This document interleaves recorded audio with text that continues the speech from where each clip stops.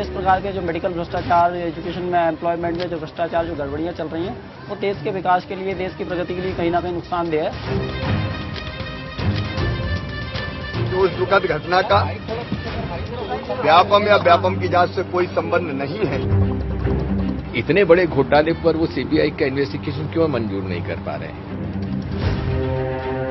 High court और supreme court ने CBI के द्वारा जांच कराने से पूरी तरह से मना कर दिया था, यह कहते हुए कि इस समय हाईकोर्ट के सुपरविजन में ही एसआईटी जांच कर रही है, इसलिए सीबीआई जांच का कोई औचित्य नहीं है। जिस तरीके से 44 से ज्यादा जो मौतें हुई हैं संदेहास्पद स्थिति में, उन सबको एक कॉम्प्रिहेंसिव चीजें लेकर हुए डिमांड की गई कि इस पूरे मामले की सीबीआई जांच की जाए।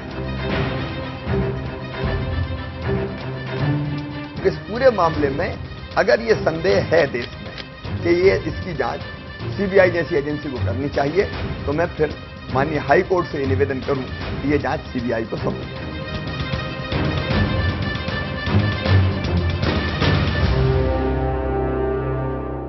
नमस्कार।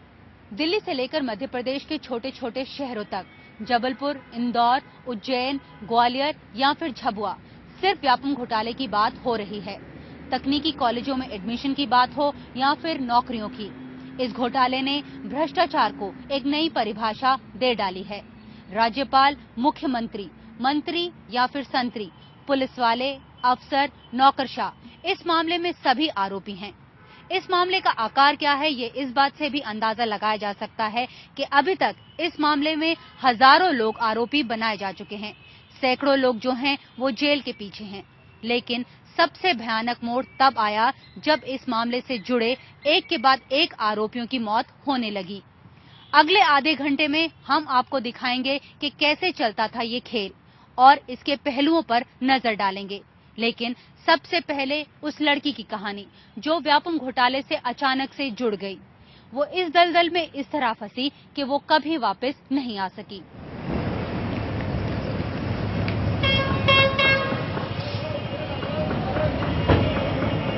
इंदौर के इस मेडिकल कॉलेज में एक बेहतर जिंदगी का सपना लिए हर साल आते हैं सैकड़ों छात्र। इन्हीं में से एक थी 19 साल की नम्रता दामोर। छोटे से शहर झाबुआ से आई थी बड़े सपने लिए, लेकिन एक बार पांव भटके और फिर वो वापस लौट नहीं पाई। 3 साल पहले यानी 2012 में इन्हीं पटरियों पर मिली एक लाश। उस लाश की कोई पहचान नहीं थी। अंतिम संस्कार के बाद पता चला ये नम्रता का शव था। पोस्टमार्टम के लिए डेड बॉडी उस समय हमारे पास जो लाई गई थी वो नम्रता डामोर नाम से नहीं लाई गई थी। पीएम रिक्विजिशन एक अननोन डेड बॉडी जो कि 20 से 22 साल की महिला की थी। लेकिन 3 साल बाद भी पुलिस ये बताने की हालत में नहीं है कि नम्रता ने खुदकुशी की या उसकी हत्या हुई। पुलिस की सर जो जांच करी थी नम्रता डामोर में, तो उसकी चारों तरफ से जांच की गई थी। उसमें ये ट्रेन में बैठी हुई थी, टिकट था इसका, ट्रेन में बैठी हुई, चारों एंगलों से जांच की गई थी, तो ये ट्रेन से ही गिरना पाई गई थी।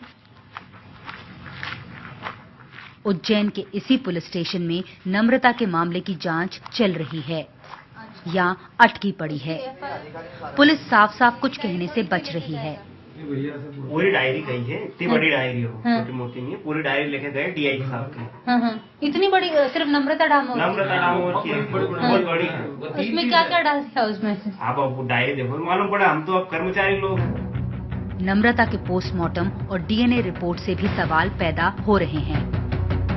डीएनए रिपोर्ट में नम्रता के कपड़ों पर सेमन के सैंपल मिले हैं, लेकिन उसके साथ सफर कर रहे 4 लोगों में से किसी से उनके नमूने नहीं मिल रहे। पोस्टमार्टम के मुताबिक उसकी मौत की वजह गला दबाया जाना भी हो सकती है। पुलिस बस इतना कहती है कि परिवार चाहे तो नए सिरे से शिकायत दर्ज करा सकता है। पुलिस तो हमेशा गुमराह अभी भी करती जा रही है, हमेशा करती आ रही है, तो उन सब के न्याय की अपेक्षा थी भी नहीं।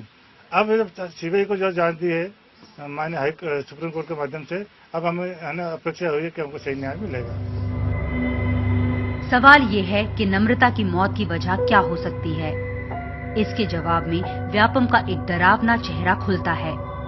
ये दिखाता है नम्रता शिकार बाद में बनी, पहले वो मामले की साझेदार बन गई। पूरी तरीके से नम्रता डामोर और नम्रता डामोर जैसी और भी कई लड़कियां हैं, भी इन्वेस्टिगेशन आगे आएगा और उनकी जानकारी सामने आएंगी।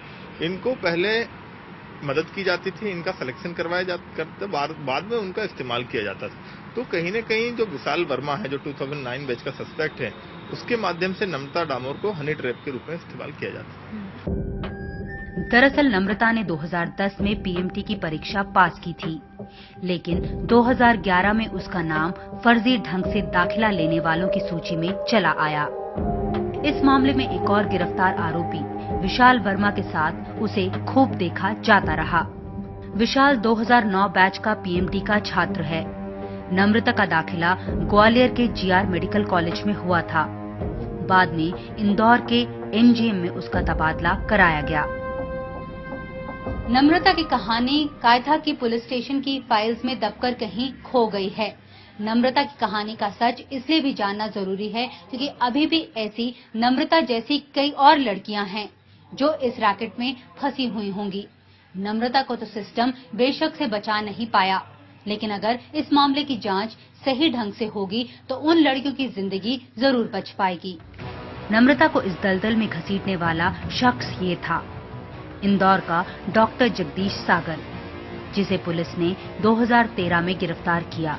डॉक्टर जगदीश सागर पुलिस के मुताबिक व्यापम घोटाले में बिचौलिए की भूमिका अदा करता रहा। इंदौर में ही जगदीश सागर ने साइकिल से मर्सिडीज तक का सफर तय किया। इस कॉलेज में जगदीश सागर असिस्टेंट प्रोफेसर के तौर पर पढ़ाता था। यहीं से वो अपना गोरख धंधा भी चलाता रहा। लेकिन सवाल है कि ये सारे लोग बेखौफ इतने साल काम कैसे करते रहे? जवाब कुछ तस्वीरों में छुपा है। बीजेपी के महासचिव और अब बंगाल के प्रभारी बनाए गए कैलाश विजयवर्गीय के करीब रहा जगदीश सागर। जगदीश सागर अकेला नहीं है। 2008 से 2011 के बीच व्यापम के कंट्रोलर रहे सुधीर सिंह भदौरिया पर 2011 के प्री पीजी इम्तिहान में गड़बड़ी करने का आरोप है, लेकिन उनकी गिरफ्तारी अब तक नहीं हुई है। अब बात ऋचा जोहरी की, जो फिलहाल फरार है। ग्वालियर में व्यापम से संबंधित अभी 57 केसेस हैं, जिनमें से कई सारे निवानी न्यायालय में विचारण में हैं और कुछ अभी इन्वेस्टिगेशन में है। हाँ, ऋचा जोहरी फरार है और उसकी तलाश की जा रही है। उस पर इनाम भी 5000 रुपए का घोषित है। पुलिस का कहना है कि उपृत ने ही सुधीर सिंह भदौरिया की मदद से जोहरी का दाखिला कराया। 74 साल के उपृत 2003 से 2004 तक व्यापम के निदेशक रहे। वीआईपी लोगों के बच्चों का दाखिला दिलवाने में अहम भूमिका अदा करते रहे। फिलहाल वो ग्वालियर की इस जेल में बंद हैं। पुलिस को उम्मीद है कि उपृत इस घोटाले में स्टार विटनेस बन सकते हैं, क्योंकि उनके जरिए पुलिस निजी कॉलेजों में डीमैट के जरिए हो रही भर्तियों के साथ व्यापम को जोड़ सकती है।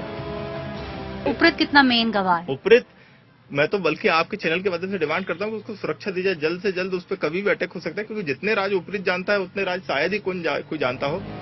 इन निजी कॉलेजों में दाखिले का तरीका भी काफी दिलचस्प बताया जा रहा है। पीएमटी कोटे से होने वाली भर्तियां पैसा देकर खाली करवा ली जाती। छात्र अक्सर फीस ज्यादा होने की दलील देकर एडमिशन नहीं लेते। 30 सितंबर तक सीट खाली रहने पर डीमैट या फिर पीएमटी की निचली रैंक के लिए रास्ता खुल जाता। योगेश चंद्र उप्रेती व्यापम के साथ डीमैट में उनका मेन रोल रहा। डीमैट उनके द्वारा जैसा कि बताया गया, डीमैट 100% फर्जी है। जितने भी वीआईपी, चाहे वो मिनिस्टर हों, चाहे हाई ब्यूरोक्रेट्स हों, चाहे हाई कोर्ट जजेस हों, सभी के जो भी बच्चे हैं, उन सभी के जो भी लोग डॉक्टर्स हैं, वे सारे 100% फर्जी एडमिशन है। वे 100% फर्जी एडमिशनों को उनके द्वारा चैलेंज किया गया। ये कहानी बहुत उलझी हुई है। इस कहानी से जुड़े हुए कई किरदार हैं। ऐसे बच्चे हैं जिन्होंने पैसा देकर सीट खरीदी। कुछ ऐसे भी हैं जो सिस्टम के कारण अपनी जायज सीट पर हक नहीं आजमा सके। कुछ ऐसे भी लोग हैं जो अपनी जमीनें बेचकर अपने बच्चों को पढ़वा रहे हैं। तो कुछ ऐसे परिवार भी हैं जिन्होंने लड़ाई लड़ते लड़ते अपनों को खो दिया है। इस घर में एक माँ रहती है जिसके बेटे को इंदौर के सबसे बड़े वीआईपी कॉलेज अरबिंदो कॉलेज में दाखिला नहीं मिला। वो कैमरे पर तो नहीं आई, लेकिन उसने बताया कि उसके पति ने इस सिलसिले में कोर्ट में एक मानहानि याचिका भी दायर की थी। वीके जैन ने अपने बेटे के लिए ये लड़ाई लड़ी, लेकिन अर्जी देने के बाद उनकी मौत हो गई। ये 2005 का मामला है, व्यापम के सबसे शुरुआती दौर का किस्सा। मामला अभी भी अटका पड़ा है। इंदौर वाले कहते हैं यहाँ मेडिकल सीट्स बिकती हैं। जी सर, तो सर उसमें कंसेशन तो हो जाएगा ना अगर हम लोग ज्यादा कैंडिडेट्स लें तो? हाँ हो जाएगा ना, मैं आराम से आपका यहाँ से 10 से 12 लाख रुपए कम करवा दूंगा इसमें। तो मतलब कितना लग जाएगा? मैं जहाँ तक मैं 40 तक आपको करवा दूंगा। 40 तक? हाँ। प्राइवेट कॉलेज में? मतलब सर एमपी का फिर हमको कोई भी कॉलेज मिल सकता है, आप कोई भी अलॉट करवा देंगे जो हम लोग चाहेंगे? हाँ, देखिए इसके बाद में आपकी काउंसलिंग होगी ना, जो रैंक आपकी बनेगी रैंक के अकॉर्डिंग काउंसलिंग होगी। काउंसलिंग में फिर आपको जो भी इंदौर का या भोपाल में जो भी कॉलेज मिल जाएगा तो उसमें हो जाएगा आपका एडमिशन। हाँ, पर ये है कि हाँ रैंक बनवानी पड़ेगी ना उसके अकॉर्डिंग। जी सर। और रैंक जब आपके एग्जाम के रिजल्ट आने के पहले आपको बता दिया जाएगा कि आपकी रैंक कितने के अंदर आ जाएगी। 100 के अंदर आ रही है, 150 के अंदर आ रही है, वो आपको पहले बता दिया जाएगा। तो अभी बस आपको 2 लाख रुपीज पे करने हैं बस? हाँ, अभी तो आपको 2 लाख रुपए टोल के जमा करना पड़ता है। और बाकी सब वो एडमिनिस्ट्रेशन में ही देंगे जिस कॉलेज में एडमिशन लेंगे? बाकी एडमिशन के टाइम पे होता है। अब इस अरविंदो कॉलेज के मालिक विनोद भंडारी भी फर्जी दाखिलों के मामले में पुलिस की गिरफ्त में हैं। देखिए, प्री पीजी 2012 एमडीएमएस एंट्रेंस में करीब 12 लोग सस्पेक्टेड थे, जिसकी जानकारी हमारे द्वारा एआईजी एसटीएफ कमल मोर को दी गई थी। उसमें से कुछ लोग, करीब 5-7 लोग ऐसे थे जिनका चयन प्रदीप रघुवंशी के माध्यम से हुआ था। प्रदीप रघुवंशी अरविंदो मेडिकल कॉलेज में एक छोटा मोटा मैनेजर था। जब प्रदीप रघुवंशी को राउंड अप किया गया तो उन्होंने बताया कि ये सारे काम मैंने विनोद भंडारी के लिए किए हैं और उनसे इतना पैसा लिया। उस आधार पर उनको आरोपी बनाया गया। इस सारे घोटाले का जैसे एक पूरा तंत्र विकसित हो गया था, जिसमें नीचे से ऊपर तक सब शामिल थे। शुरुआत फर्जी एडमिट कार्ड बनाने से होती। परीक्षार्थी की जगह सवाल हल करने वाले की तस्वीर लगा दी जाती। एक सॉल्वर यानी सवाल हल करने वाले को 2 छात्रों के बीच बिठाया जाता। दोनों उससे नकल किया करते। इसमें परीक्षक भी शामिल होते। छात्र अपनी ओएमआर शीट खाली छोड़ देते, जिन्हें बाद में परीक्षक भरा करते। दरअसल व्यापम ने भयानक शक्ल 2007 के बाद अख्तियार की, जब राज्य सरकार ने सारी भर्तियों का काम इसी के हवाले कर दिया। कुल 40 महकमों की नियुक्तियां व्यापम के जरिए होने लगी। सबसे ज्यादा धांधली मेडिकल सब इंस्पेक्टरों और शिक्षकों की भर्ती में हुई। पुलिस की माने तो हर इम्तिहान के लिए अलग अलग माफिया गैंग बन गए। खुलेआम दुकानें खुल गईं, जहां पोस्ट खरीदे और बेचे जाने लगे। इस घोटाले में कई वीआईपीज के नाम सामने आए। गवर्नर हो, चीफ मिनिस्टर हो, आरएसएस के नेता हो या फिर बीजेपी के स्पोक्स पर्सन हो। ब्रेक के बाद आपको दिखाएंगे कि किसने और कैसे किया उजागर इस क्राइम थ्रिलर को।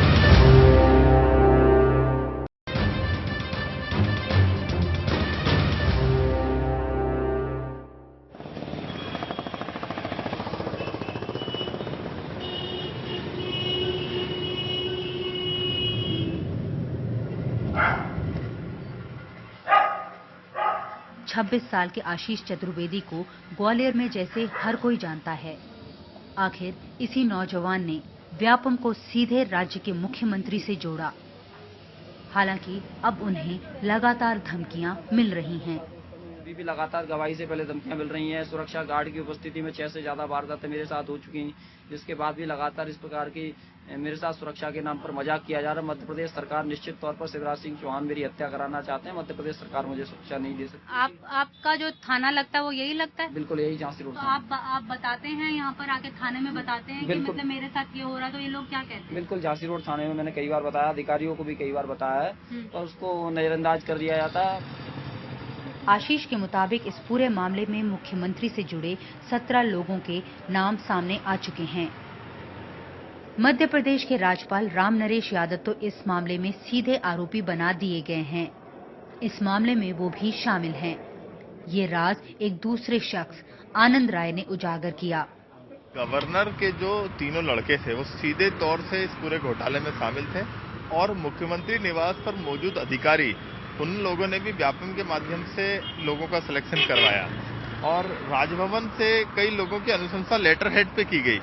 तो ये अपने आप में बहुत बड़ा सबूत राज्यपाल के खिलाफ इस्तेमाल किया गया कि आप अपने लेटर हेड पर किसी की रिकमेंडेशन कर रहे हैं और उन लोगों का सिलेक्शन बाद में नौकरियों में हुआ। राज्य के उच्च शिक्षा मंत्री लक्ष्मीकांत शर्मा इस मामले में जेल के पीछे हैं। उनके दोस्त और सबसे बड़े बिचौलिए माने जाने वाले सुधीर शर्मा और पंकज त्रिवेदी भी आखिरकार गिरफ्तार हैं। ये दोनों लोग बीजेपी और संघ नेताओं के काफी करीब माने जाते हैं। कांग्रेस का आरोप है कि आरएसएस ने अपने कई लोगों को व्यापम के जरिए नौकरी दिलवाई। सुरेश सोनी जी का एफआईआर में नाम दर्ज है। सुदर्शन जी अब तो नहीं हमारे बीच में, उनके बारे में मैं कुछ नहीं कहूंगा, लेकिन संघ के कई लोग इसमें हैं। अगर इन्वेस्टिगेशन निष्पक्षता से हुआ तो एक तो बता ही सकता हूं, हमारे अखिल भारतीय विद्यार्थी परिषद के मिस्टर वीबी शर्मा, उनका पूरा इसमें शामिल रहे हैं।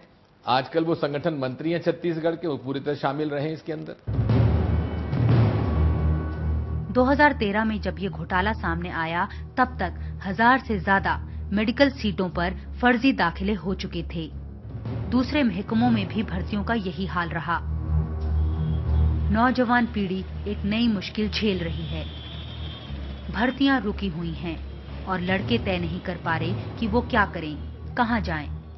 इम्तिहानों के बाद नतीजों का इंतजार जैसे खत्म नहीं हो रहा।